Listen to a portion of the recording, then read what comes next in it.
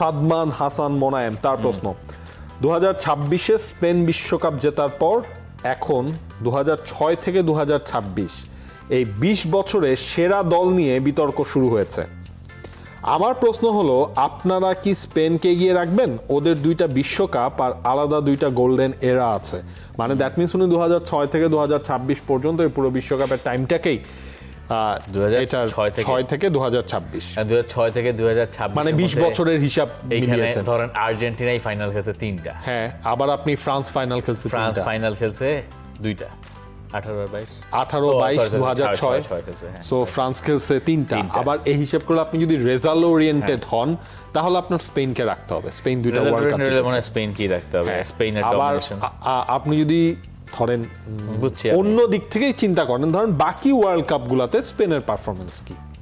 খুব খারাপ, খুবই খারাপ থেকে বাদ, দুইটা নকআউট থেকে বাদ, কিন্তু টাই ব্রেকারে বাদ। একেএস অর্জন করলো গিনেস ওয়ার্ল্ড রেকর্ডস। একেএস, হ্যাঁ, এটাও আবার একটা কথা, কিন্তু দিন শেষে ধরেন হচ্ছে গিয়ে যে ধরেন ওয়ার্ল্ড কাপ জেতার কারণে আমার মনে হয় 20 বছর হিসেবে স্পেন ওই জায়গাটায় 20 বছরের স্প্যানে স্পেন এগিয়ে, ঠিক আছে। স্প্যান, আপনি কি স্প্যানের সাপোর্টার? এসপানা। আচ্ছা, পরের প্রশ্নটায় যাই। হ্যাঁ, পরের প্রশ্ন এবার একটু রিসেন্ট প্রশ্ন নিয়ে আবার আসতেছি ওয়ার্ল্ড কাপে, ঠিক আছে। ফিফা ও ইউএফার সাম্প্রতিক টানাপোড়েন বিশ্ব ফুটবলে কতটা প্রভাব ফেলতে পারে? আননোন প্রশ্নটা করেছেন। দেখেন, এই প্রভাব তো আসলে প্রকটভাবে ফেলতেই পারে, এবং এইটা ফিফা আর ইউএফার এই টানাটানি আসলে ফুটবলের ইতিহাসেরই অংশ। ফিফার সূচনা যখন হয়েছিল তখনও আসলে একটা পক্ষ সবসময় এটার বিরোধিতা করেছে। ইনফ্যাক্ট আপনার মানে 1930 বিশ্বকাপে যখন আর্জেন্টিনা আর ইউরুগুয়ে ফাইনালে খেললো, 1934 বিশ্বকাপ হলো ইতালিতে, সেই বিশ্বকাপে আপনি আর্জেন্টিনাকে খুঁজে পান নাই। এটার কারণ পুরোপুরি রাজনৈতিক, এরকম যে আমার মহাদেশে বিশ্বকাপ নেই, আমি বিশ্বকাপ খেলবো না।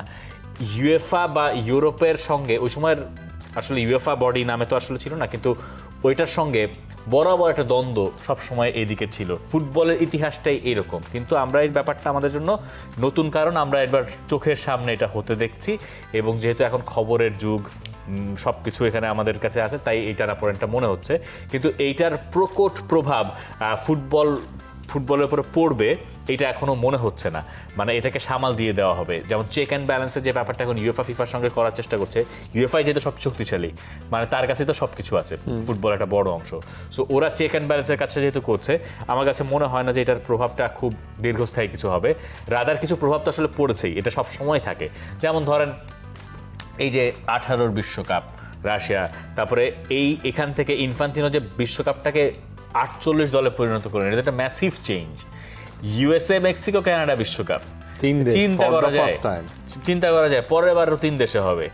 এখন এই চেঞ্জেসগুলা তো ঘটে গেছে ফুটবলে, এগুলো এক ধরনের এই গভর্নিং বডির চেঞ্জের কারণে, এগুলো তো ইনফ্যান্তিনোর ব্রেইন চাইল্ড। ক্লাব ওয়ার্ল্ড কাপও সেম থিং।